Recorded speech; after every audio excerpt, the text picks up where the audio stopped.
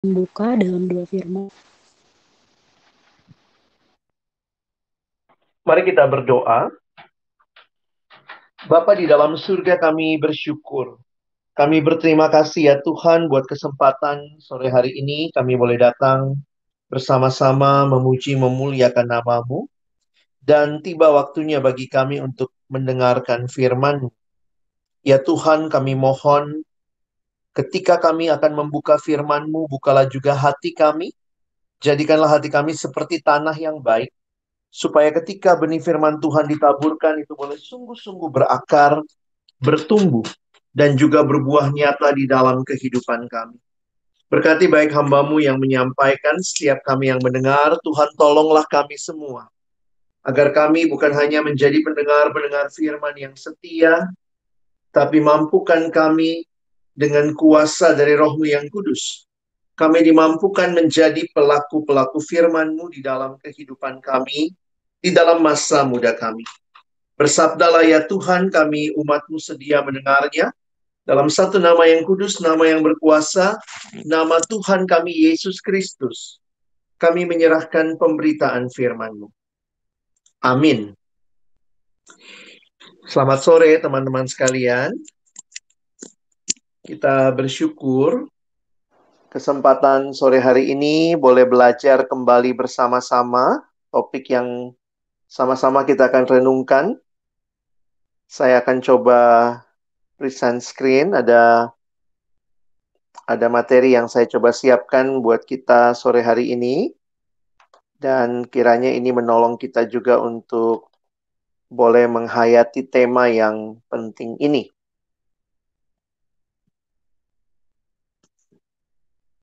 Ya, teman-teman yang dikasihi Tuhan, sebenarnya saya banyak bergumul juga waktu baca tema kalian, melihat tujuan dan sasaran. Nah, tapi saya mau coba ambil pendekatan yang saya mengajak kita untuk lihat dulu hal yang mendasar dalam hidup seorang murid terlebih dahulu, sebelum nanti saya memberikan beberapa pertimbangan apa yang saya coba gumulkan melalui tema ini. Nah, teman-teman yang dikasihi Tuhan, lulus pemuridan berakhir. Nah, ini pertanyaan yang menarik sebenarnya untuk sama-sama kita gumulkan, khususnya ketika kita berbicara tentang pemuridan yang ada di kampus. Teman-teman sebagai pemimpin-pemimpin kelompok kecil atau pemimpin KTB, apapun istilah yang kita pakai, mungkin bisa melihat bagaimana jawabannya kalau ditanya pemuridan berakhir tentu tidak. Tapi mungkin pertanyaan lebih dasar lagi nanti, apakah pemuridan yang akan kita teruskan, platformnya masih sama nggak dengan apa yang sedang kita lakukan saat ini? Ya, jadi karena itu saya ingin mengajak kita melihat beberapa hal dasar terlebih dahulu. Kita akan membaca di dalam Filipi pasal yang ketiga, ayat 10 dan ayat yang ke-11. Ya, saya memilih bagian ini, Filipi pasal yang ketiga, ayat 10 dan ke-11, untuk boleh menjadi landasan perenungan kita pada saat ini. Saya akan bacakan bagi kita. Yang ku kehendaki ialah mengenal Dia dan kuasa kebangkitannya, dan persekutuan dalam penderitaannya, di mana aku menjadi serupa dengan Dia dalam kematiannya, supaya aku akhirnya beroleh kebangkitan dari antara orang mati. Bagian firman Tuhan ini kalau kita perhatikan merupakan apa yang menjadi kerinduan terdalam Rasul Paulus yang dia sampaikan ketika dia menulis surat kepada jemaat di Filipi. Menarik untuk memperhatikan secara timeline. Secara timeline, kitab Filipi ini ditulis oleh Rasul Paulus, dan Paulus menuliskan kitab Filipi kira-kira tahun 61 sampai 63. Kira-kira di antara tahun 61 Masehi sampai 63. Demikian perkiraan dari para ahli. Nah, yang menarik untuk kita perhatikan adalah waktu Paulus menulis kitab Filipi ini, pertanyaan yang mendasar adalah, sudah berapa lama Paulus jadi orang Kristen ya? Nah, ini mungkin kita perlu tanya nih. Sudah berapa lama Paulus jadi orang Kristen? Kalau kita membaca kitab Kisah Rasul, Paulus menjadi orang Kristen dalam perjalanan ke Damsyik, dia berjumpa dengan Tuhan, itu di Kisah Rasul pasal yang ke-9. Ya, menarik ya, Kisah Rasul pasal yang ke-9. Nah, mungkin pertanyaan lebih dasar lagi, Kisah Rasul pasal 9 itu kira-kira tahun berapa? Nah, gimana hitungnya? Oh, coba kita masuk ke Kisah Rasul pasal yang pertama. Kisah Rasul pasal pertama, salah satu peristiwa yang dicatat adalah Yesus naik ke surga. Nah, mungkin kita lebih mudah menghitungnya dari situ ya. Kira-kira kapan Yesus naik ke surga? Tentu sesudah dia bangkit. Kalau begitu pertanyaannya, tahun berapa kira-kira Yesus bangkit? Kalau kita seringkali menghitung bahwa Yesus itu hidupnya sampai umur 33 tahun atau 33 setengah tahun.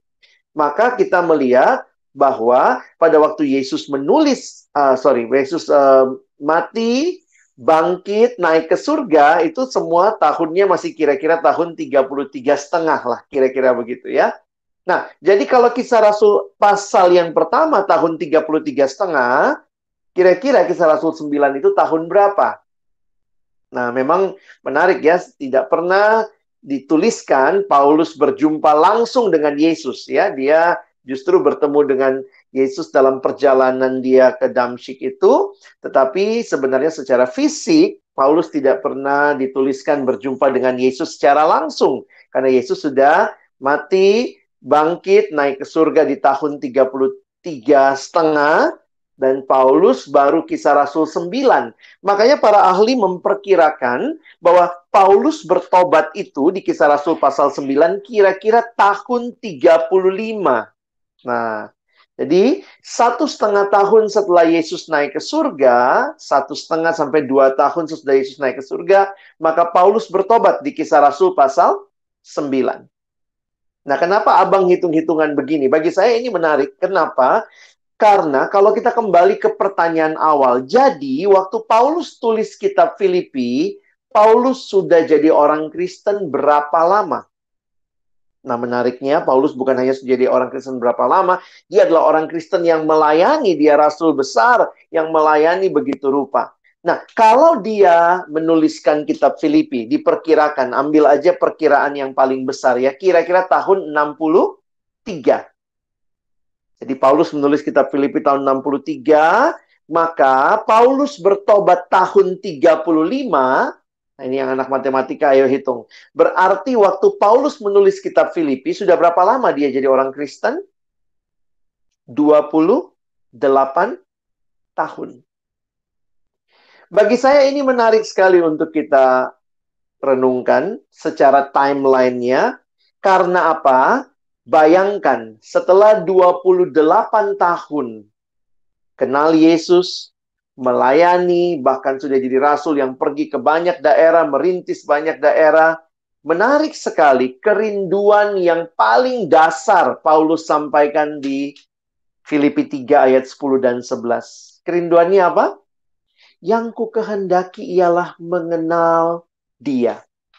Wow, teman-teman, saya waktu makin merenungkan itu, dengan membayangkan timeline-nya, membayangkan pelayanan Paulus yang begitu luar biasa, tetapi kerinduan yang paling dasar adalah, aku ingin kenal Tuhan.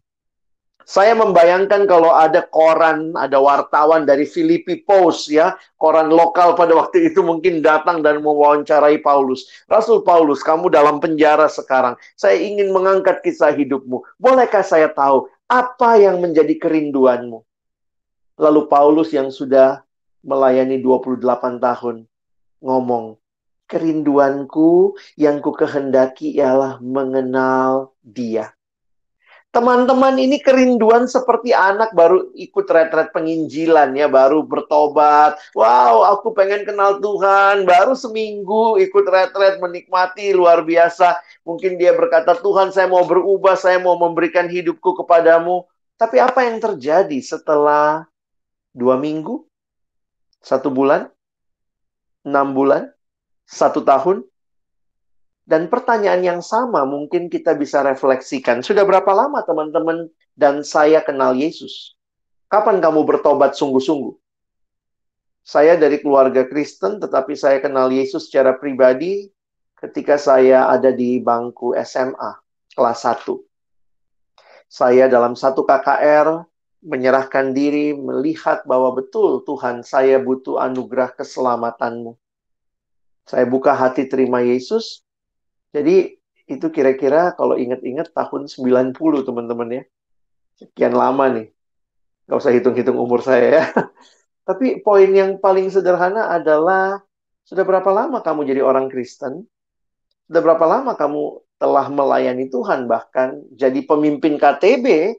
Tapi pertanyaan yang paling dasar, apa kerinduanmu? Apakah kerinduan mengenal Tuhan masih menjadi kerinduan yang paling dalam dari hidup orang yang telah ditebusnya, yaitu kita? Teman-teman, hal ini yang saya lihat sungguh luar biasa dalam kehidupan Paulus. Karena itu, mengenal Dia, to know Him, itu muncul dengan jelas kalau kita lihat terjemahan NIV.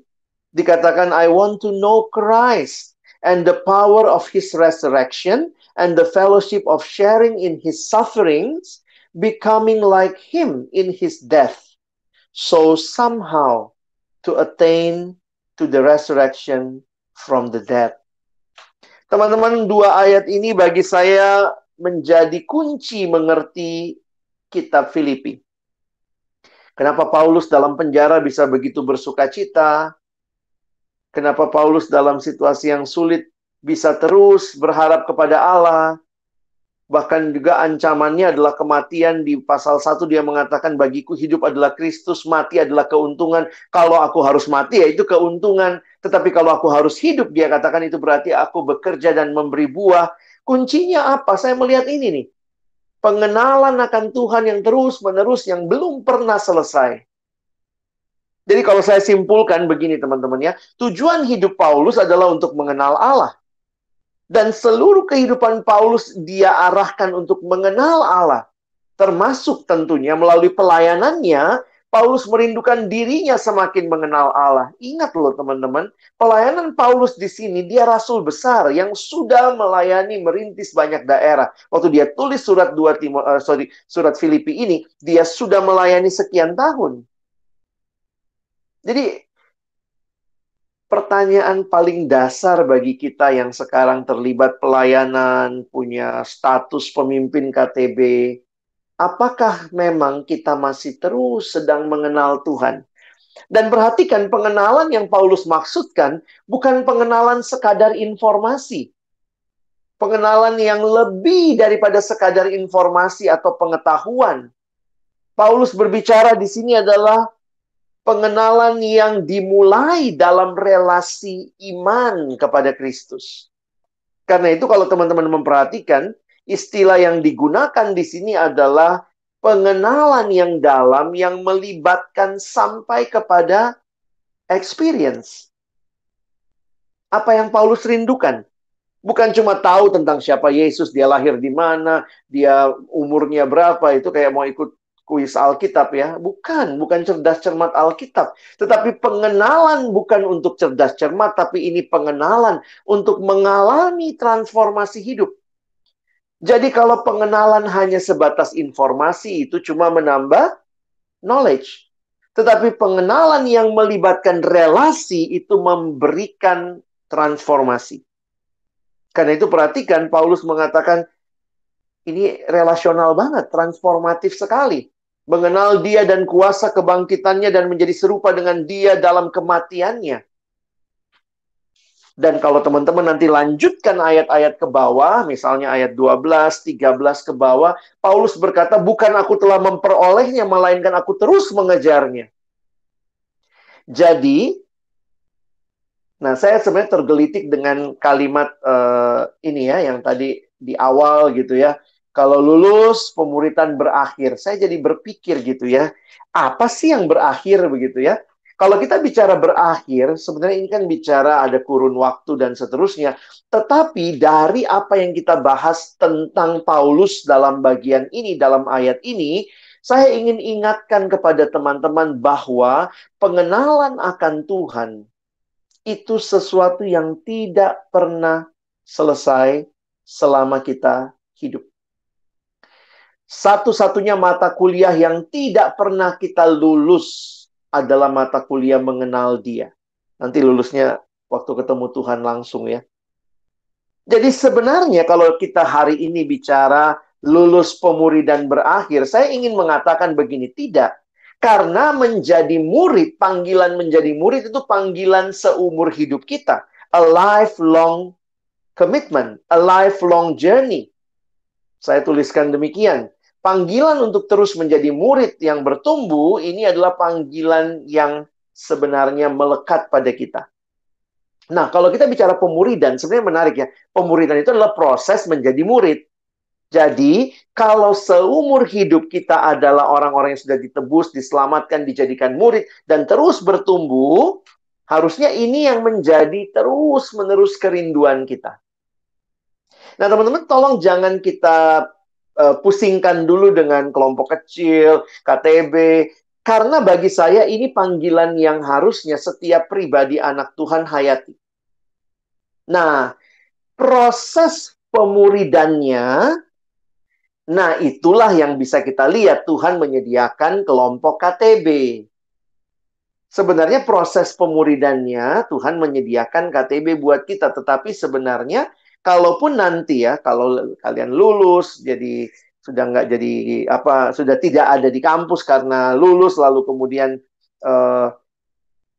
pergi ke dunia alumni, teman-teman harus ingat, sebenarnya panggilanmu adalah jadi murid yang terus bertumbuh. Demikian juga panggilan buat adik-adik yang kita tinggalkan mungkin di kampus, ya. Jadi murid yang terus bertumbuh, yang growing in Christ. Perhatikan Kolose mengatakan demikian. Paulus bicara kepada jemaat di Kolose, kamu telah menerima Kristus Yesus Tuhan kita. Terima Yesus bukan tujuan akhir hidup rohani. Terima Yesus itu justru awal perjalanan hidup rohani orang yang bisa bertumbuh karena sudah alami kehidupan dalam Kristus. Makanya Paulus katakan, kamu telah menerima Kristus Yesus Tuhan kita, karena itu hendaklah hidupmu tetap di dalam Dia. Paulus menggunakan berbagai istilah. Kalau kalian lihat bahasa aslinya ini, Paulus itu pinter, teman-teman ya. Dia pakai istilah-istilah yang ada, dia pakai istilah pertanian. Hendaklah kamu berakar di dalam Dia. Lalu dia pakai istilah teknik sipil, dibangun di atas Dia. Jadi ini menarik sekali ya, dimensi-dimensi pertumbuhan itu harus berakar, lalu kemudian dibangun di atas Dia, dan hendaklah kamu bertambah teguh dalam iman yang telah diajarkan kepadamu, dan hendaklah hatimu melimpah dengan syukur.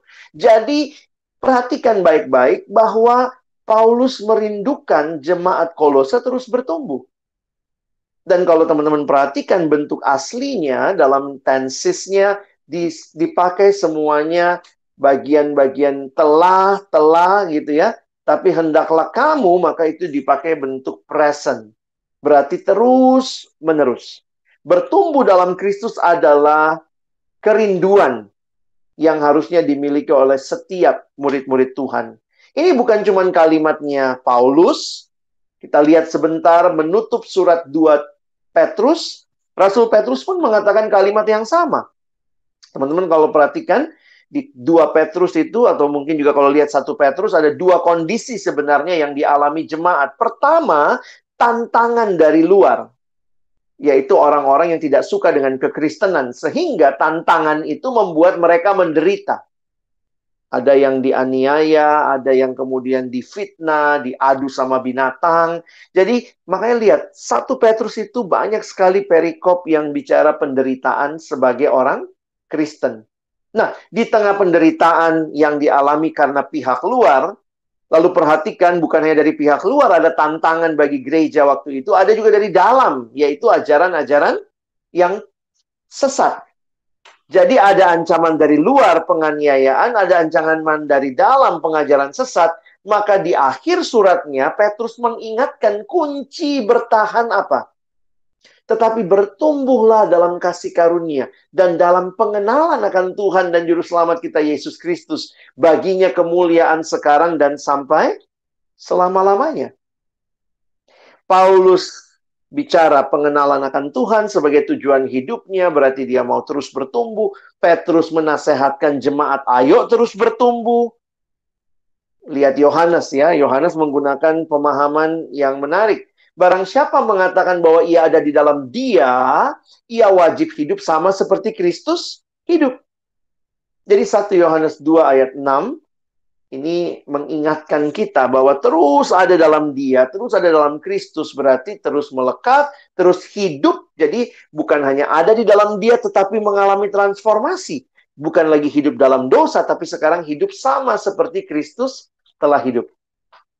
Kenapa abang harus jelasin ini di bagian awal? Karena jangan bicara masalah berakhir dulu deh ya. Karena ternyata ada hal yang tidak berakhir bagi pemimpin KTB dan bagi adik KTB dan bagi semua kita anak Tuhan. Yang tidak berakhir adalah panggilan untuk hidup terus jadi murid Kristus. Murid yang terus bertumbuh. Itu panggilan kita. Dan kita tahu untuk bertumbuh itu kuncinya. Nah, saya senang gambaran ini, selalu saya pakai. Ini adalah ilustrasi roda. Dibuat oleh seorang bernama Dawson Trotman.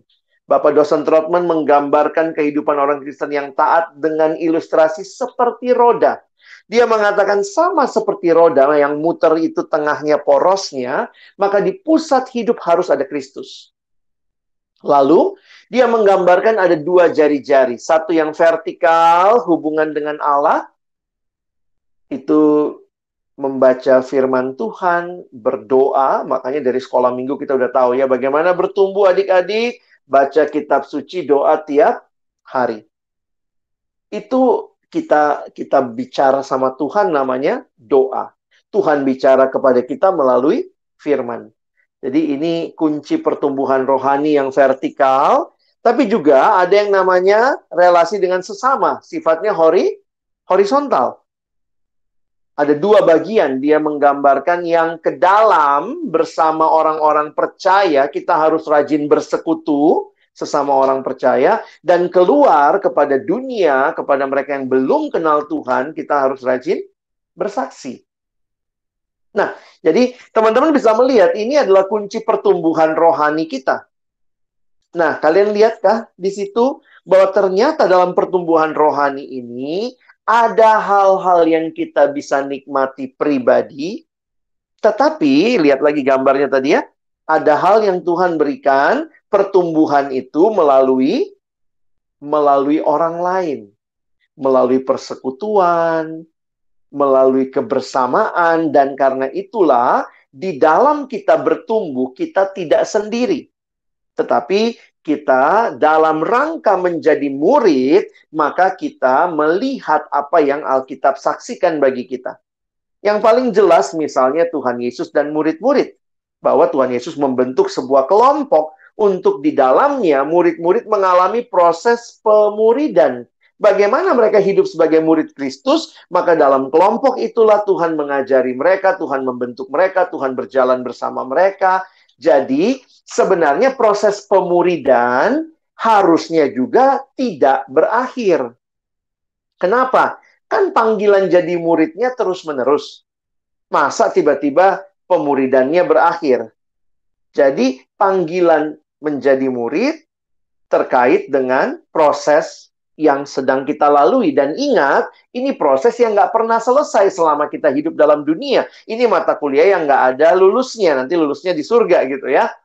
Ada yang mau lulus duluan gitu ya. Titip salam begitu. Tapi poinnya adalah setiap kita dipanggil jadi murid, tangkap dulu itu. Dan karena itu, pastikan kamu mengalami proses pemuridan.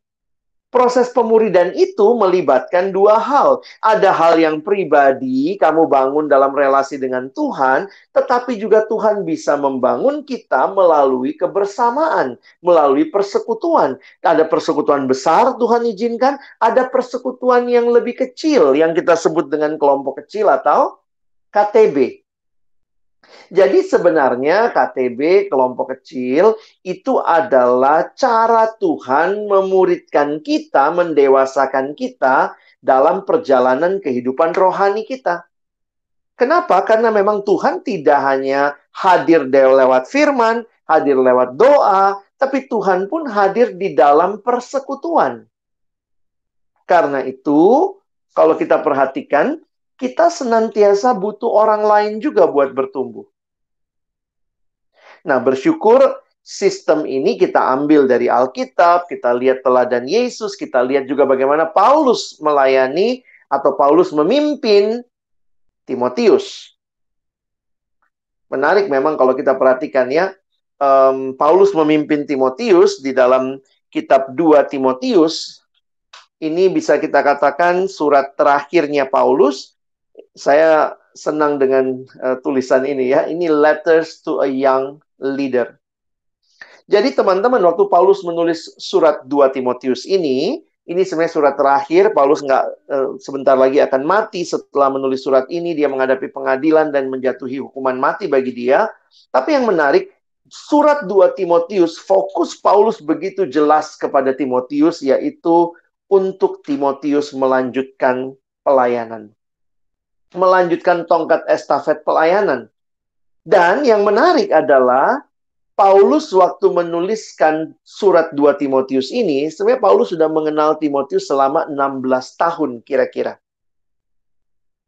Jadi kalau kalian lihat perhitungan waktunya lagi, saya senang dengan timeline-nya, karena kita jadi bisa membayangkan, pantas ya, Paulus percayakan kepada Timotius, karena sebenarnya Paulus pernah melibatkan Timotius dalam timnya, bahkan ini bisa kita katakan, Timotius adalah anak kelompok kecilnya Paulus, yang sudah 16 tahun kenal Paulus, dan relasi mereka begitu dekat, sehingga Paulus bisa berkata demikian.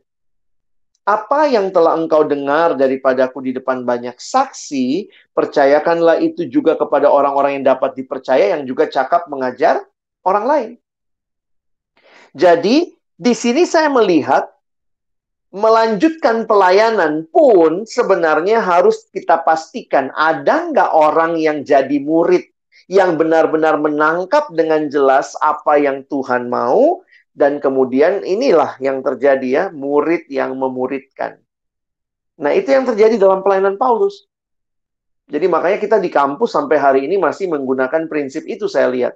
Bahwa siapapun yang kita rindu terlibat di dalam pelayanan, kita maunya, kita rindunya mereka adalah orang-orang yang setelah dibina dalam proses pemuridan. Nah, proses pemuridan yang paling jelas di kampus adalah kelompok kecil, KTB.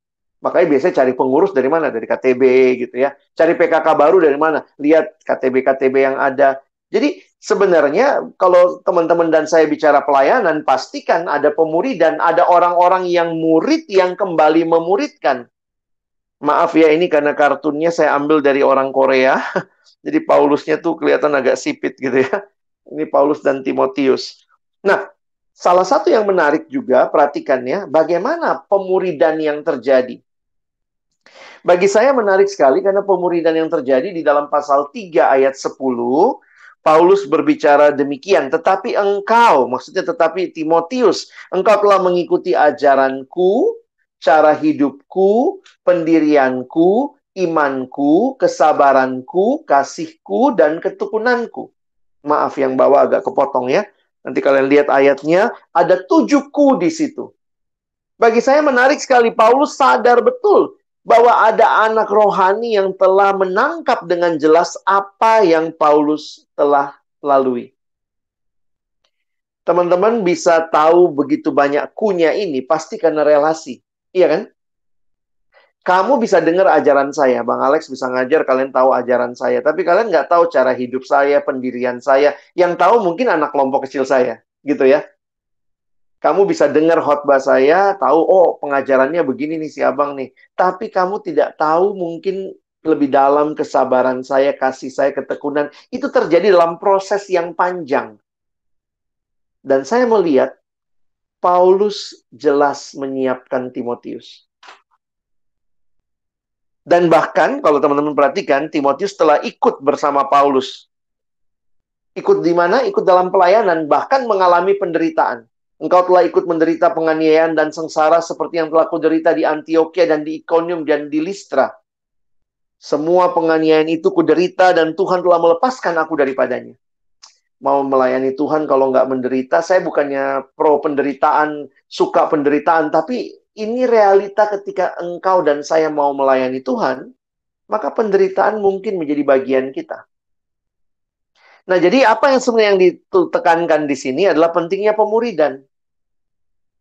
Pemuridan itu yang Paulus sampaikan di pasal 3 ayat 10 dan 11 ayat yang kita baca tadi, itu mengingatkan kita bahwa kehidupan iman itu tidak cukup hanya dibicarakan, tapi perlu ditransfer. Perlu ada pemahaman, teladan, pengalaman iman, interaksi yang utuh. Jadi kalau saya pakai istilahnya begini teman-teman ya, itu perlu journey together. Jadi saya harap kalian tangkap poin saya.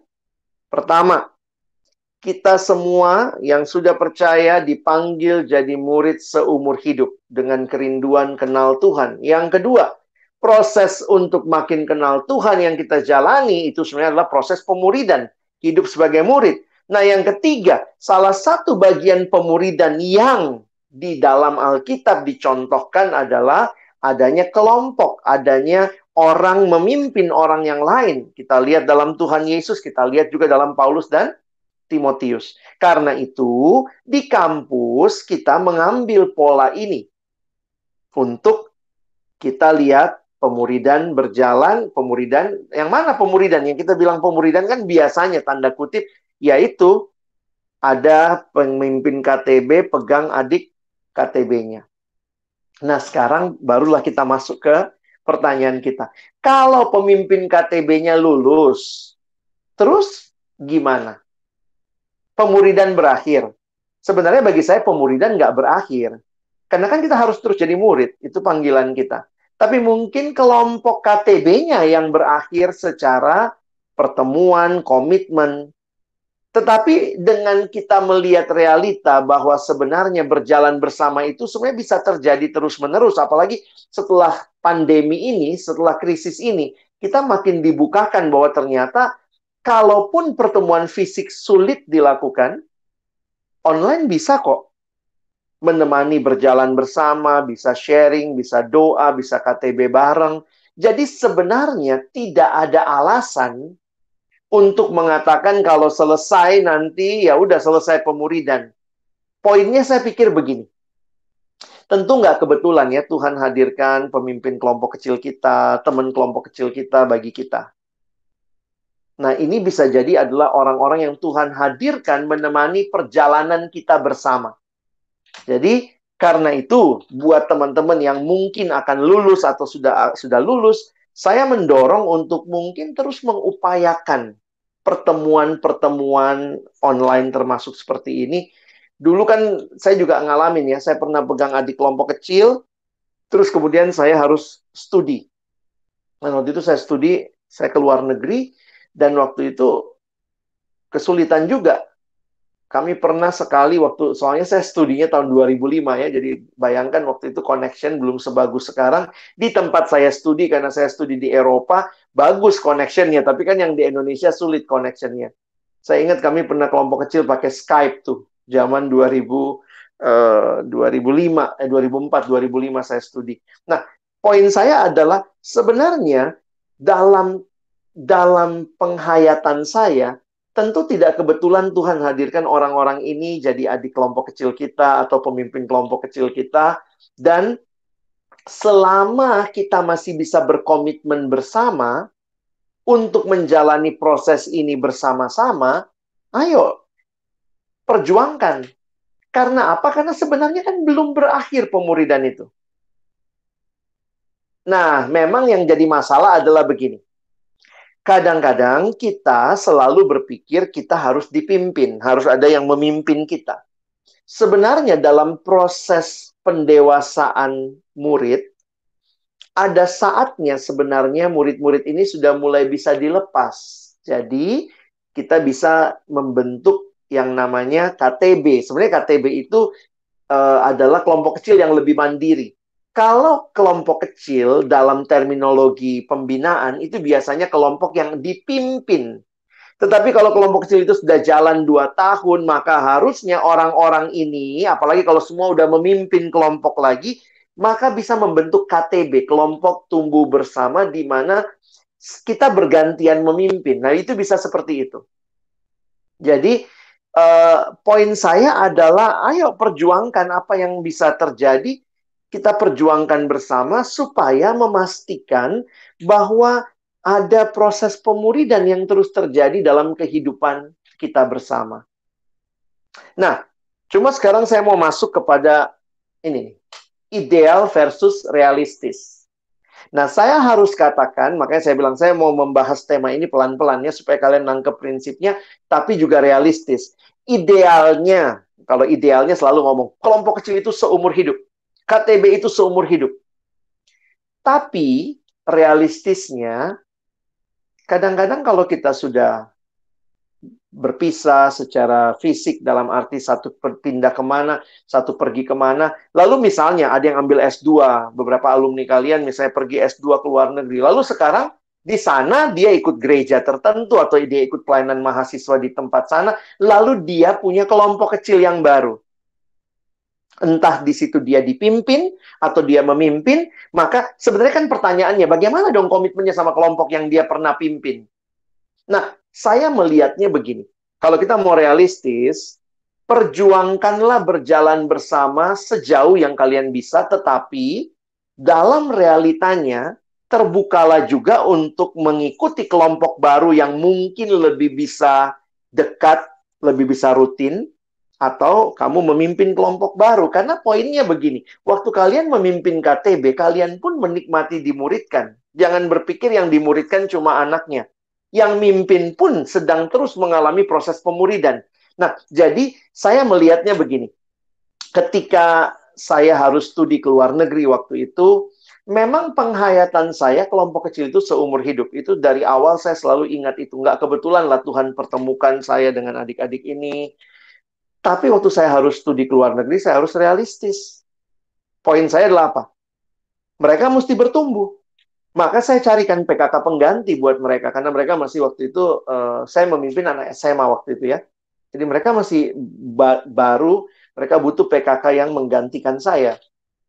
Jadi saya nggak bisa bilang, oh ini anak saya, selamanya sama saya. Loh, saya ada di luar negeri, time difference-nya aja susah banget ya.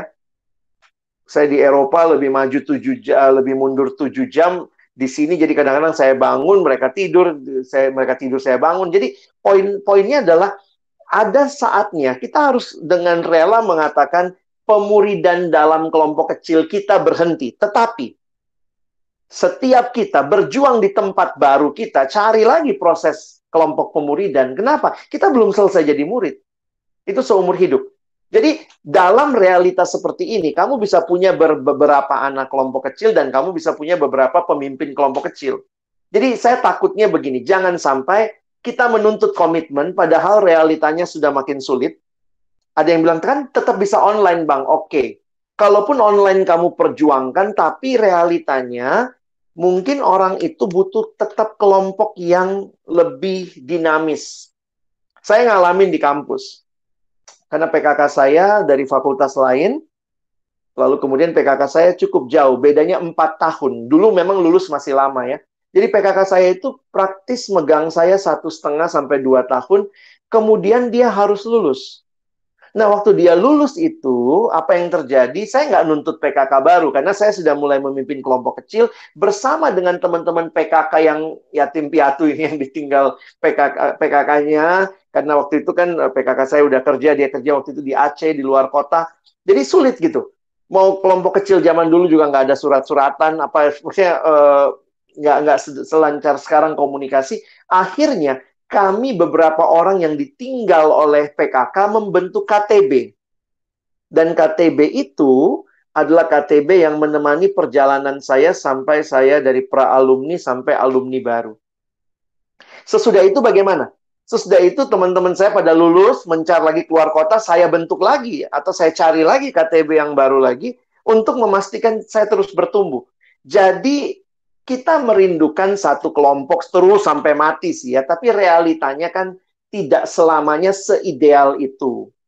Kalau ada yang ideal, puji Tuhan, silakan. Tapi seiring berjalannya waktu, saya suka berpikir begini. Mungkin orang-orang ini Tuhan hanya izinkan menemani perjalanan saya sampai batas ini. Waktu diperjuangkan nggak bisa, maka ya udah, saya mesti melihat saya perlu kelompok baru mungkin, atau saya pergi ke daerah baru, saya perlu membentuk kelompok di sana.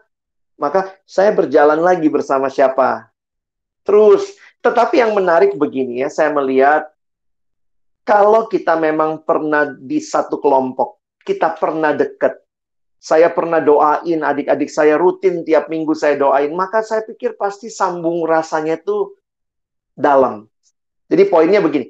Kadang-kadang udah lama nggak ketemu. Emang istilahnya saya nggak jalan kelompok kecil lagi sama mereka. Mereka udah aktif di gerejanya, pelayanan, segala macam. Mereka udah bikin kelompok kecil baru. Saya juga nggak, ayo jadi anak kelompok kecil saya seumur hidup terus. Mesti kelompok kecil tiap minggu sama saya. Itu idealnya mungkin 1-2 tahun waktu kalian baru jadi alumni itu masih bisa.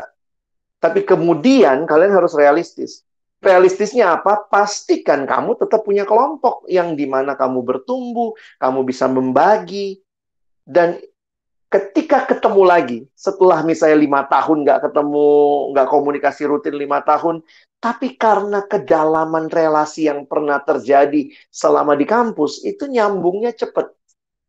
Saya ngalaminnya gitu teman-teman ya. Jadi kalau ditanya, Bang Alex masih mimpin nggak sekarang? Masih. Saya masih merasa saya butuh jadi murid, saya butuh dimuridkan, dan saya bersyukur Tuhan memberikan teman-teman menemani perjalanan saya. Nah ini sedikit aja mungkin, jadi poin saya adalah, saya mau mengajak kalian realistis juga. Mungkin pengurus mikirnya, wah ini harus ideal sampai mati sama orang ini terus. Nggak gitu juga teman-teman. Nggak selamanya bisa begitu, tapi perjuangkan dulu. Saya perjuangkan waktu itu sampai kira-kira 4-5 tahun setelah mereka lulus, kami masih cukup dekat. Tapi memang selama perjalanan bisa macam-macam nih kedekatannya. Saya punya KTB dengan staf-staf perkantas. Ini adik-adik KTB saya. Ada Bang Ray di dalamnya. Ya, ini yang sekarang berjalan bersama saya. Karena kami KTB setiap 2 minggu, kita KTB bersama. Ini adik-adik staf perkantas. Lalu setelah saya menikah bersama istri, kami terpikir juga untuk membimbing adik-adik yang sudah menikah. Jadi kami bentuk KTB keluarga. Karena kami di daerah Gading semua tinggalnya, maaf ya agak-agak alay namanya. Ada KTB Gading Unyu. Ini tahun 2015. Emang menariknya begini ya. Waktu ini kan banyak punya anak kecil ya. Waktu punya anak kecil bisa kami nggak KTB 6 bulan gitu ya. Kenapa? Karena tunggu nih anaknya susah nih ketemu, terus kemudian mulai pada pindah. Tapi sedapat mungkin kita ketemuan, kita perjuangkan. Misalnya kalau kayak begini pas Natalan atau apa, kami usahakan untuk, jadi proses menjadi murid itu mungkin bukan sumbernya di satu KTB lagi. Tapi ini masing-masing sudah pada pelayanan di mana, terlibat di gereja, mungkin apa. Tapi ya pemuridan itu terus berlangsung. Itu yang dipastikan. Bukan kelompok kecil yang sama yang dipastikan. Kalau bisa, itu bagus banget. Jadi dari 2015 sampai hari ini, kami lagi nggak KTB 2 bulan ini, karena yang satu baru punya anak gitu. Anak kedua, ya, yang kakak yang hamil, punya anak kedua, dan itu nggak gampang ya. Jadi sempat ketemu gitu, kita mengunjungi acara Natal gitu ya. Lalu ada KTB yang lebih lama lagi yang kami bentuk dari tahun 2012. Ini juga dari mereka masih pacaran, tiba-tiba datang ke saya dengan istri. Kami baru menikah tahun pertama, saya menikah 2011. Tiba-tiba ada yang datang, Bang, kami mau menikah, boleh bimbing kami nggak? Jadi akhirnya mereka masuklah. Jadi saya ditemanin oleh beberapa KTB dalam perjalanan saya. Tapi poinnya adalah saya terus cari KTB. Kenapa? Itu menolong saya bertumbuh. Ada yang mungkin kenal, ada Kak Afia, Mas Oka, ada Kak Hedwin, gitu ya, ada Kak Tiwi. Ya, ini KTB kami, jadi ketemu. Ya kalau udah KTB begini, jadi ketemunya sebulan sekali. Nggak bisa seperti biasa lagi seminggu sekali. Tapi yang penting adalah masing-masing kita punya pelayanan, tapi waktu kita ketemu, itu tempat kita saling menguatkan. Kami sangat menikmati setiap kali KTB gitu ya. Ini foto-foto KTB kami. Ya saling membangun, saling menguatkan gitu ya. Kita bahas buku, kita Natalan bareng begitu ya. Bahkan tahun 2017, KTB kami sempat mengadakan acara. Kita bikin acara love sharing. Kita undang semua KTB-KTB yang anak-anak yang masih lagi pacaran, ayo dengerin love sharing dari kita begitu ya. Nah, di masa pandemi ini kami KTB juga gitu ya. Kami KTB online, itu Kak Tiwi, ada Mas Oka, ada Kak Afia, begitu ya. Kita tetap KTB, berjuang dalam KTB karena merasa butuh, ya. Dan ini support group saya yang sangat menguatkan, saling menguatkan. Saya punya KTB yang agak lama, dan sekarang ini kelompok kecil yang saya pimpin dari mereka masih SMA tahun 2002. Sekarang semua udah bapak-bapak, udah punya anak. Ini dari tahun 2002 saya pimpin, dan ya persahabatannya terjadi. Ini yang saya tinggal waktu itu ke luar negeri, saya memimpin lalu saya studi dari SMA Negeri 1 Depok. Dan ya mungkin kalian lihat perubahannya lah ya, dari SMA culun-culun ya, tiba-tiba sekarang sudah jadi bapak-bapak. Dan akhirnya kenapa saya bilang ini termasuk yang cukup bertahan? Karena mereka akhirnya, karena kedekatan, mereka membentuk, dia ngajak teman-teman pengurus rokrisnya. Jadi bukan cuma kelompok kecil saya. Kalau kelompok kecil saya kan cuma 6 orang nih. Dia ngajak teman-teman pengurus rokrisnya akhirnya membentuk kelompok yang baru. Namanya sekarang Unity. Nah, Unity ini akhirnya jadi tempat support group kita. Bagaimana supaya bisa ketemu sebulan sekali? Bikin arisan. Jadi sekarang kami punya arisan Unity. Arisannya ngapain? Setiap kali ketemu, kita kebaktian bersama. Dan ini ketemu sebulan sekali sampai tahun ini ya. Terus Natal bersama. Jadi support group itu, pemuridan itu terjadinya bukan cuma bahas bahan, tapi kebersamaan yang saling berbagi.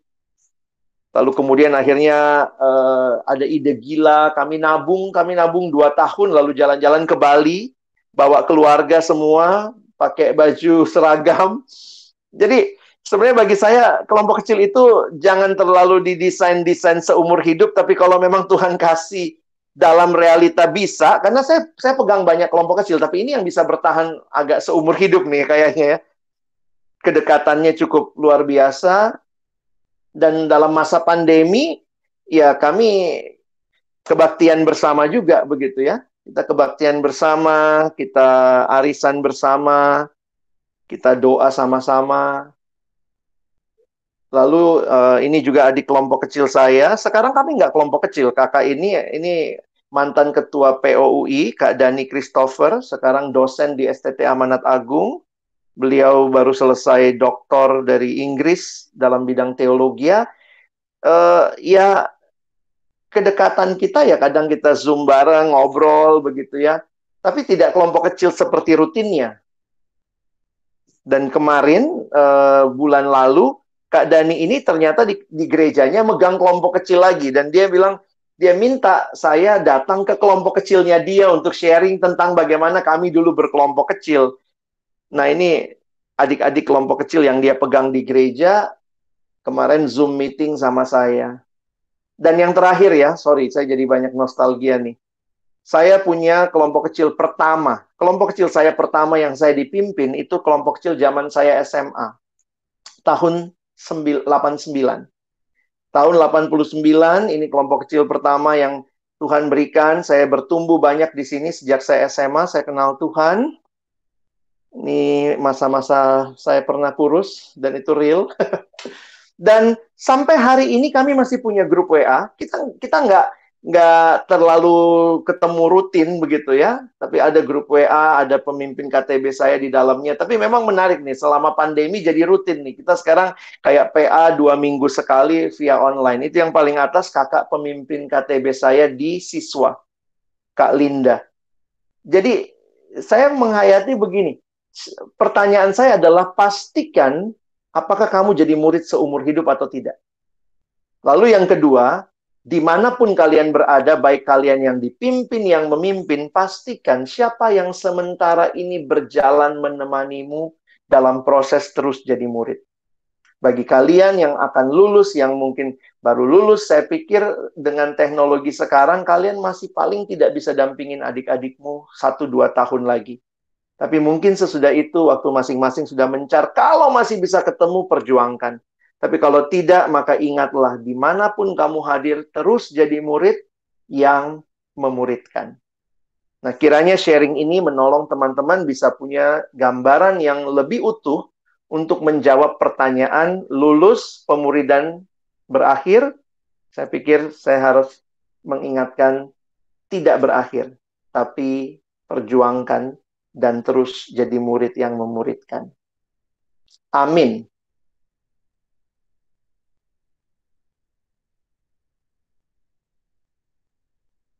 Silakan kalau mungkin ada respon, ada pertanyaan, saya persilakan. Terima kasih Bang Alex. Ya, kakak-kakak Bang semua. Yuk kita sharing. Ada waktu kurang lebih 20 menit untuk kita diskusi. Oh ya, ini mau aku bacakan dulu atau baca langsung aja Bang? Boleh deh dibacain. Oh ya, oke, ini dari Kak Vianti nih Bang. Bang, bagaimana jika kejadian realistis yang Bang Alex nyatakan soal tidak mungkin ber-KTB lagi karena berbagai keadaan terjadi, ditambah lagi sulit untuk mencari PKTB pengganti karena minimnya PKTB di persekutuan.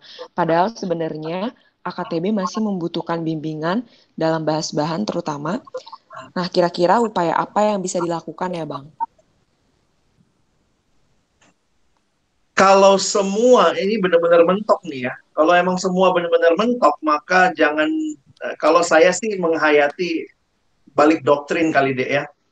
Saya menghayati, saya pernah ngalamin ini soalnya. Saya udah usahakan cari pengganti, nggak ada, dan apa segala macam nggak ada. Nah, saya waktu itu coba. Saya pernah memuridkan lewat surat. Saya kirim surat per bulan. Jadi sebenarnya waktu itu saya pergi tugas ke Palembang. Dalam tugas ke Palembang itu, saya memberanikan megang kelompok. Karena saya pikir, ya nggak apa-apa lah, saya datang, saya punya waktu 1 bulan di sana, paling nggak kan ada 4 kali pertemuan. Jadi saya sebenarnya waktu itu cuma mimpin pipa. Udah, lalu terjadilah, saya harus balik ke Jakarta, dan adik-adik saya itu benar-benar baru bertobat itu, baru mulai bertumbuh. Saya beliin buku, dan saya pantau jarak jauh. Waktu itu kan masih tahun 90-an, jadi saya kirim surat tuh. Ya, jadi poinnya kami sepakat. Mereka tiap selesai baca buku, mereka review, mereka bikin ringkasan, kirim ke surat ke saya. Belum ada email-emailan waktu itu. Terus kemudian saya kirim lagi surat ke mereka. Jadi kayak Rasul Paulus tuh kirim-kirim surat. Jadi poin saya begini loh. Kamu udah bener mikirin yang apa ya, segala cara. Jadi jangan mati gaya hanya karena Paulus nulis surat loh ke anak rohaninya Timotius. Itulah surat 2 Timotius. Jadi coba dulu segala cara. Akhirnya setelah surat-suratan 6 bulan, akhirnya mereka dicariin pemimpin kelompok kecil baru di sana. Nah, salah satu hal yang sebenarnya menguatkan saya waktu itu, saya ingat banget ya. Saya tanya sama Kak Vivi ya, kakak kalian alumni MIPA. Saya tanya sama Kak Vivi, Kak, gimana ini? Karena saya tuh takut banget, nanti mereka hilang, nanti mereka gini, nanti mereka gini. Kalau saya nggak ada di sana, tapi ternyata tanpa saya sadari, saya sombong. Saya merasa dia nggak mungkin bertumbuh kalau nggak ada saya. Ini masih butuh banget nih, ini masih baru banget nih. Tapi sebenarnya waktu itu saya bicara sama Kak Vivi, saya sedang mau mengatakan bahwa kayaknya saya harus ada di sana. Tanpa saya, mereka nggak bisa apa-apa. Tiba-tiba Kak Vivi cuma ngomong begini, Lex, ingat ya, mereka milik Tuhan. Ketika semua cara kamu sudah lakukan dan kamu tidak tahu lagi apa, kamu tetap bisa berdoa. Karena mereka milik Tuhan, Tuhan sanggup memuridkan mereka dalam cara yang tidak pernah kamu bayangkan. Kadang-kadang kita suka merasa dia hanya mungkin bertumbuh karena saya. Ini nggak siap ditinggal nih. Tapi hati-hati, kita bisa jadi sindrom juru selamat. Kalau semua cara memang sudah kamu lakukan, dan ternyata memang tidak bisa karena berbagai kondisi, maka percayalah, Tuhan bisa muridkan dia lewat firman yang dia dengar dari pendeta di gerejanya. Mungkin dia dengar podcast tertentu, dia dengar YouTube. Makanya kalau kalian sebenarnya sekarang masih mungkin sekali memuridkan. Kalaupun tidak bisa ketemu, tidak bisa apa, bisa misalnya gini, Dek, gue lagi denger YouTube ini bagus nih, lu denger ya, nanti kita diskusi ya. Itu pun bagi saya bagian dari pemuridan. Jadi kalian masih bisa punya nomor kontak dan segala macam, lakukan the whole things, all out lah ya. Jadi jangan langsung bilang ini nggak bisa lagi nih. Apa aja yang kamu udah coba gitu ya. Coba surat, coba. Nggak bisa ketemu langsung, surat. Nggak bisa ketemu surat, WA. Nggak bisa WA, apalah gitu ya. Jadi teman-teman coba lebih kreatif. Kira-kira begitu. Asal semua udah dilakukan ya. Jangan langsung nyerahkan kata Bang Alex, nanti Tuhan yang memuridkan mereka. Tapi Tuhan bisa marah sama kamu kalau ternyata kamu nggak maksimal. Ada yang lain? Makasih Bang Alex. Makasih Kak Fenty pertanyaannya. Untuk kakak dan abang atau teman-teman lain, yuk boleh ditanya di grup kolom chat. Fentinya gimana? Sudah cukup jawaban saya atau mungkin ada hal yang kamu masih ingin gali? Kalau nggak ada sih nggak apa-apa ya, nanti bisa lanjut ke pertanyaan.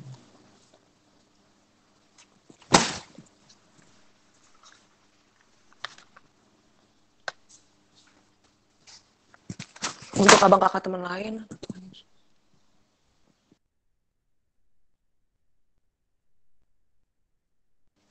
Mungkin ada yang mau bertanya. Langsung tulis di kolom chat yuk.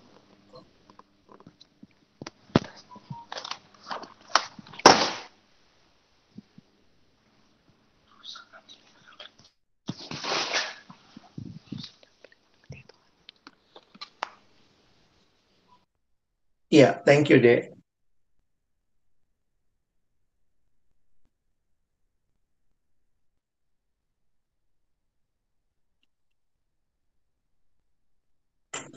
Saya ngelihatnya mungkin itu ya, banyak yang tidak sungguh-sungguh berjuang, lalu ninggalin. Bagi saya itu yang jadi ribet ya. Cuma itu pun, kalaupun sampai kamu ninggalin karena kamu pun nggak bertanggung jawab, saya tetap melihat Tuhan punya cara yang luar biasa. Beberapa orang dikasih AKK yang bahkan jarang jarang ngumpul, jarang pertemuan, tapi AKK-nya bagus. Nah, saya bilang itu mah berkat. Mungkin dia udah bertumbuh di siswa, dia udah bertumbuh di SMA, udah bertumbuh di gereja. Jadi kadang-kadang memang kita yang di kampus mesti lebih ini ya, lebih eager to do more things. Angel. Oh, ini ada pertanyaan lagi Bang dari Angel. Bang Alex, jika kita dipercayakan Tuhan megang 2 pemuridan di kampus dan di gereja, namun tidak maksimal di salah satunya, bagaimanakah Bang menanggapi hal ini?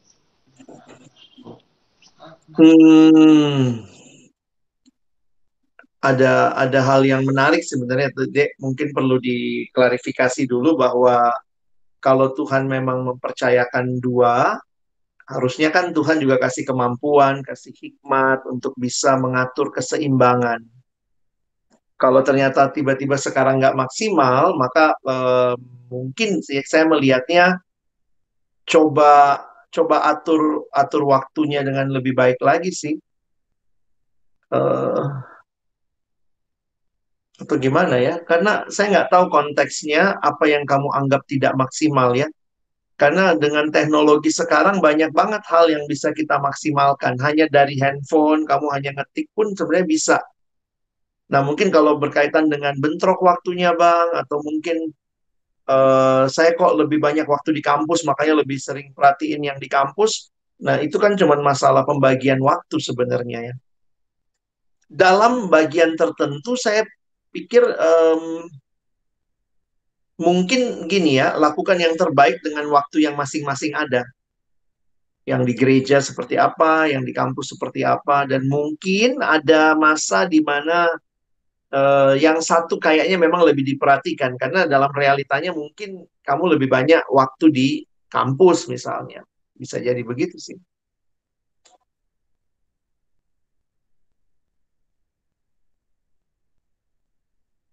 Oke, terima kasih Bang Alex. Sorry, kalau aku nambahin sedikit kali deh ya. Oh, boleh Bang. Bukan jangan ya. Mungkin beberapa orang kalau kayak begini berpikir akhirnya ngelepas yang satu, pegang yang lain gitu. Kalau saya sih tetap melihat, karena kalimat awalmu itu menarik nih, Tuhan yang mempercayakan. Jadi kalau memang Tuhan yang mempercayakan, mungkin kamu mesti dengan baik tuh mengatur keduanya, ketimbang ngelepasin ternyata Mungkin belum tentu itu solusinya. Di beberapa konteks, saya ya mungkin pengalaman bahwa saya kan di gereja juga pernah fokus melayani. Dan waktu di kampus, akhirnya yang di gereja saya kurangi frekuensinya. Yang di kampus, karena memang saya seringnya ke kampus, ketemunya seminggu sekali. Yang gereja, kami ketemunya 2 minggu sekali. Jadi maksudnya itu cara saya, bukan yang ngelepas, karena nggak sanggup seminggu sekali, tapi saya coba mengurangi frekuensinya supaya keduanya bisa jalan dan saya bisa agak napas sedikit sih. Kira-kira gitu deh.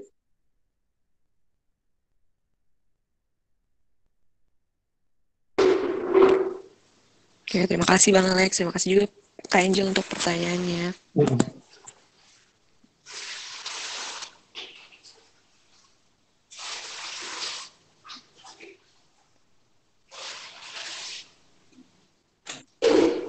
Oke, untuk abang kakak dan teman-teman lain, yuk tanya yuk di kolom chat kita.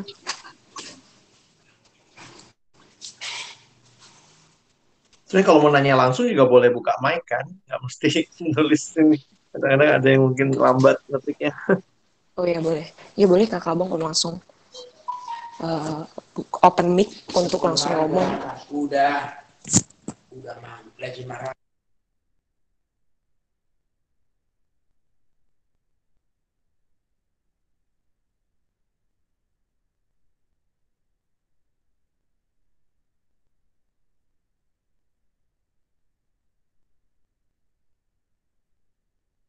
Iya, terima kasih Angel. Tuhan tolong terus ya. Ada lagi yang mungkin mau tanya, silakan.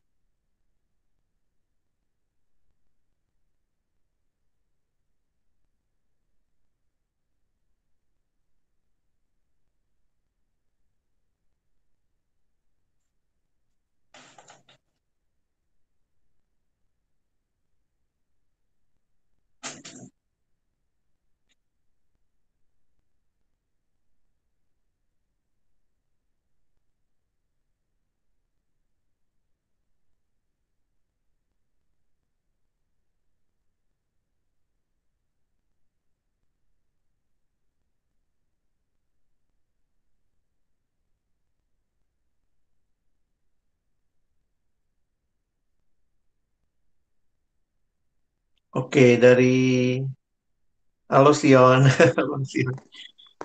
Dari Vienti ya. Oh iya Bang, bang. maaf mau nanya lagi. Boleh ya saya baca ya? Ya. Masih terkait pertanyaan tadi. Bagaimana ya Bang cara menjangkau teman-teman PKTB lain yang komitmen atau semangat pemuridannya sudah memudar?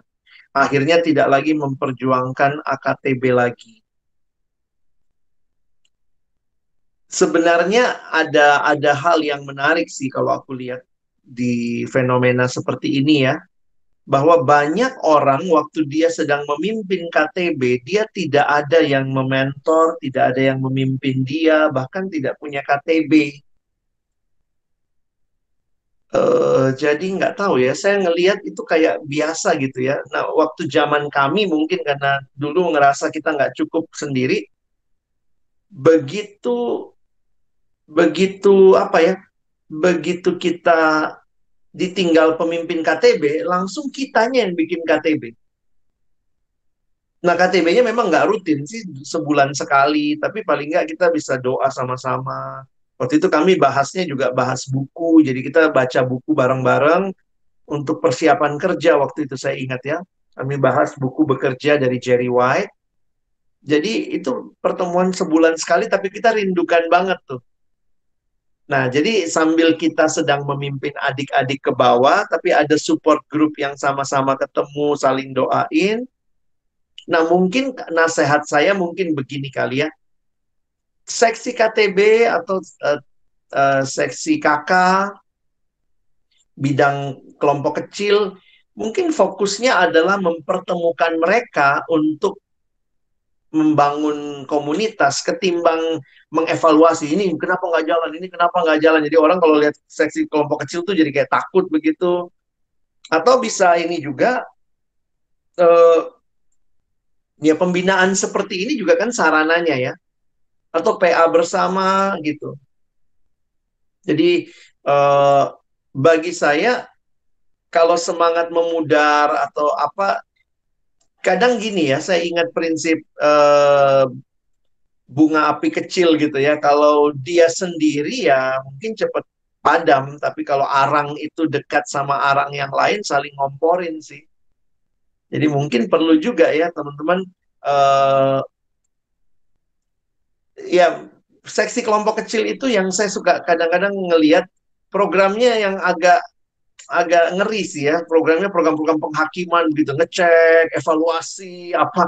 Kenapa nggak programnya doa bersama, sharingin tentang perkembangan anak-anak gitu. Jadi mungkin itu akan menolong kita lebih apa ya, on fire ketimbang datang. Udah berapa lama nggak kelompok kecil? Kenapa nggak kelompok kecil? Kok jadwalnya nggak pernah ketemu? Jadi takut gitu loh ketemu seksi kelompok kecil atau pertemuan-pertemuan PKK itu jangan-jangan banyak penghakiman tanpa sadar gitu. Oh, evalnya angka-angkaan ya. Sebenarnya evalnya lebih baik diubah polanya. Ya, polanya mungkin bukan angkanya, tetapi gini, eh, gimana ya, sama-sama kita pikirin gimana ya supaya bisa kelompok kecil lagi gitu. Jadi akhirnya yang lagi nggak jalan nggak ngerasa terhakimi, tapi ngerasa ditolong. Gimana ya? Gue lagi malas nih. Kalau lagi malas gimana ya gitu. Jadi apa ya, kepengurusan itu jadi menyenangkan karena dia disupport ketimbang dihakimi. Ya, dulu kami ada istilah ya kalau ketemu apa pembinaan PKK, namanya pembinaan PKK tuh banyak sharingnya. Jadi namanya pertemuan tingkat gembala. Ketemuan tingkat gembala. Jadi akhirnya eh, bukan penilaian-penilaian, tapi jadi kayak gini. Gue lagi males nih. Jadi kita juga kasih kasih kasih ruang untuk orang yang dia lagi cerita. Gue lagi males nih, skripsi gue mandek nih, tolongin gue dong gitu. Daripada semua kumpul seolah-olah saya lagi rohaninya lagi baik. Lalu ternyata cerita kita menghakimi orang lain gitu. Saya bisa ketemu 2 kali loh dalam online ini. Yang lain bilang, kok bisa gitu. Nah ini juga KTB perangkatan, kalian bikinlah supaya saling apa mengangkat kalau ada yang jatuh gitu. Cari bahan-bahan KTB, PA-in lagi tentang visi atau mungkin apa yang ya banyak lah bisa dilakuin. Semoga ini ya. Karena kan tujuan kita membangun ya, bukannya mengevaluasi lalu menjatuhkan. Tapi kita mau yang lagi jelek, lagi nggak jalan, dia ngaku dan dia ditolong gitu. Oke, ada lagi? Oke, mantap. Dari Nicholas. Sore oke. Bang Alex, mau tanya, kalau misalkan kita ingin tumbuh bareng dengan AKTB, tapi AKTB-nya cenderung nyaman kalau komunikasi personal, bagaimana ya Bang? Apakah diteruskan saja untuk bangun pertumbuhan secara personal? Saya pribadi setuju. Karena gimana ya, kita mesti ingat juga ya, Alkitab sebenarnya kasih kita bukan cuma satu pola. Kalau kita mau jujur, Paulus ke Timotius itu bukan pelayanan kelompok kecil, itu pelayanan personal. Betul ya? Siapa teman kelompok kecilnya Timotius? Kita bilang Titus, Titus ya karena kitabnya deketan gitu ya. Nggak ada tuh. Paulus ke Timotius itu personal. Yesus ke murid yang kelompok. Tapi Paulus Timotius, Paulus ke Titus, itu saya lihatnya Paulus menginvest personal. Jadi saya harus katakan bahwa begini, kelompok itu platform. Jadi kan pemuridan itu ada 3 platform yang ada di Alkitab. Pemuridan itu ada yang personal, ada yang kelompok, ada yang massal. Loh, emang ada yang massal? Poinnya begini, bahwa ternyata yang massal pun itu bisa jadi cara menghasilkan murid dalam arti mengisi pengetahuan murid gitu ya. Makanya kalau kita perhatikan pelayanan pribadi, pelayanan kelompok dan pelayanan massal itu kita ambil dalam pola pelayanan kita sekarang. Pelayanan mahasiswa tidak, kita memang bilang yang namanya kelompok kecil itu tulang punggung, itu backbone-nya. Tetapi kita tetap melihat pelayanan personal dan pelayanan massal itu tetap dikerjakan. Makanya tetap bikin PJ. Kenapa? Kalau PJ itu nggak menghasilkan murid, ngapain kita bikin PJ? Tutup aja PJ-nya. Tapi kita meyakini PJ itu menyampaikan hal-hal yang mungkin, misalnya AKK-nya butuh belajar Tritunggal, tapi PKK-nya kan bukan sekolah teologi, nggak bisa jelasin Tritunggal. Maka kita undang pembicara di PJ, misalnya menjelaskan tentang Tritunggal, dan yang datang bisa anak kelompok kecil, bisa teman-teman yang nggak ikut kelompok kecil, tapi semua bisa dapat materi itu. Nah, jadi kalau saya suka berpikir, ya semua hal yang sebenarnya kita lakukan, baik personal, baik komunal, maupun kelompok, itu kan demi membangun murid. Nah, untuk beberapa adik yang memang lebih senang bertumbuh personal, tentunya kita tolong, tapi, nah ini jangan lupa, dia tetap juga butuh orang lain. Jadi bisa jadi, dia kamu layani personal, tapi mungkin ada di titik-titik tertentu, kalau dia bersedia ya, coba mulai buka lagi, yuk kita butuh orang lain nih, mau nggak ikut kelompok yang lain? Jadi itu akan menolong sih menurut saya. Tapi kalau dia memang masih maunya personal dulu, ya nggak apa-apa juga. Memang begini ya, yang personal itu nggak diakui di kampus kita. Nggak ada evaluasinya. Kalau lu pegangnya pribadi personal, itu nggak dianggap pegang kelompok. Jadi itu yang kadang-kadang bikin saya pusing juga gitu. Padahal realitanya begini, meskipun yang kamu pegang kelompok, tetapi perhatianmu kan harusnya ke pribadi. Begitu. Jadi jangan sampai kelompok itu mengungkung kita. Padahal ternyata Tuhan juga kreatif, bisa pakai pelayanan personal gitu.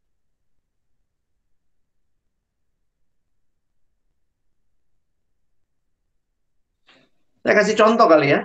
Ini ngomong lagi. Saya kasih contoh begini. Jadi waktu saya pergi ke saya studi di Inggris, saya ikut pelayanan mahasiswa di sana, atau saya nggak ikut pelayanan mahasiswa. Saya datang ke retret staffnya. Saya datang ke retret staffnya, lalu kemudian ya waktu ngobrol-ngobrol dengan staff perkantas di Inggris, teman-teman saya di sana, saya tanya tuh, pertanyaan yang sangat umum ya. Kamu pegang berapa kelompok? Dia kaget. Kelompok? Saya nggak megang kelompok. Hah? Saya bilang nih, kalau di perkantas di Jakarta, malu nggak pegang kelompok, ngapain jadi staff gitu ya. Maksudnya, kita kan membina orang, membangun orang gitu. Saya kaget gitu. Lah, lu nggak pegang kelompok? Enggak. Terus, lu ngapain ke kampus? Terus dia bilang, iya saya layani pribadi.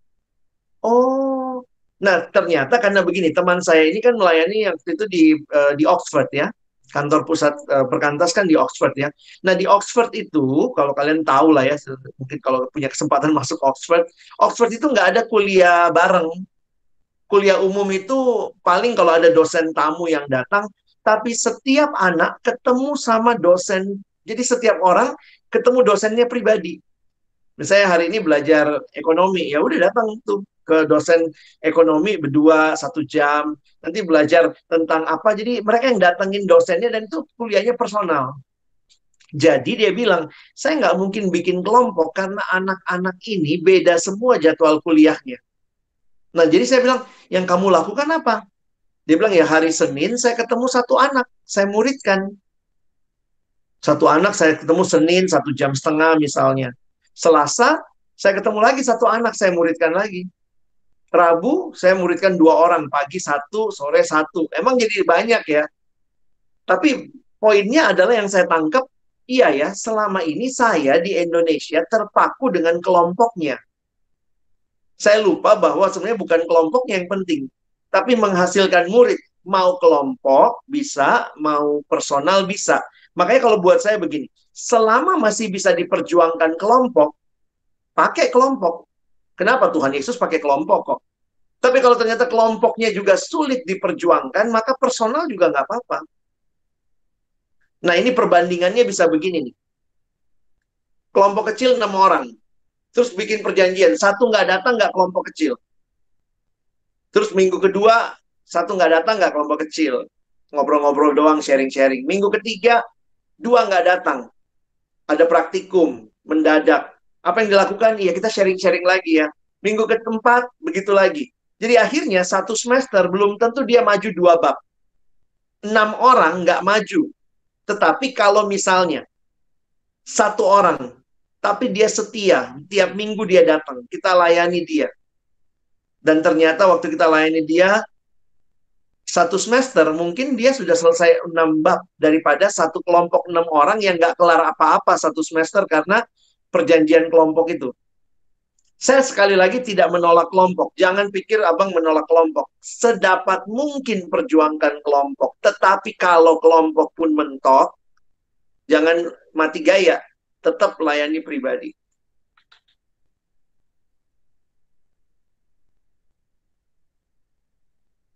Iya, sama-sama. Ada beberapa orang di kampus kalian tuh pinter banget. Mungkin dia pun agak susah karena dia di jurusan aktif, di mana aktif. Nah, kalau kita tawarin kelompok kecil, nggak bakal dibina tuh anak. Karena kelompok kecil kan nyesuaiin jadwal sama semua temennya yang mungkin juga nganggur-nganggur, nggak ada kerjaan, tapi dia aktif di sini, ikut ini, tim ini. Nah, bagi saya kadang-kadang anak-anak kayak gitu saya tempelin pribadi. Lu udah muridin pribadi sama saya misalnya gitu. Harusnya kita punya visi juga seperti itu, karena lihat tuh, kepintaran dia, influence dia, ternyata Tuhan bisa pakai nih. Daripada dia nggak dibina sama sekali, karena dia nggak sign up. Mungkin waktu kita tawarin kelompok kecil, dia nggak ngisi. Kalau saya, kelompok kecil bukan karena ngisi form. Saya lihat anaknya, saya kejar, saya mau muridkan anak ini.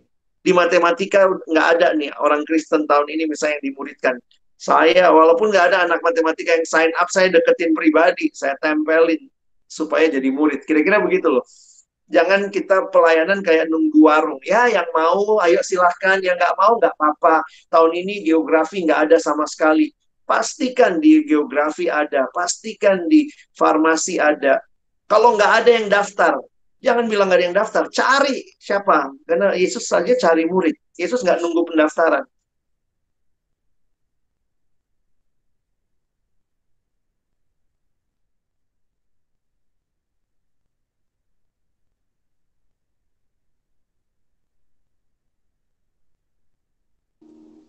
Oke? Oke, baik Bang. Terima kasih Bang Alex, teman-teman, dan Abang Kakak semua. Selanjutnya,